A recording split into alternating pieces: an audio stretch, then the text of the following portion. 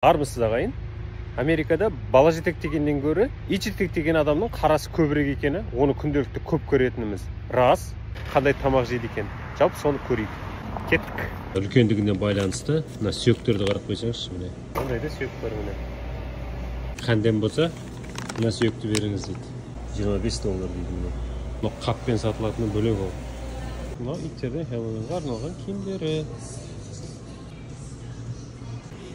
Ал енді ойындар енді.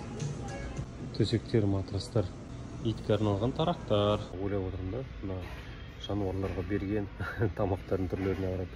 Негізі бұл жақтың жануарларға бақытты екен. Себебі біздің үйдегі мысық үйдің тамағын да жемейді. Осын да жемейді.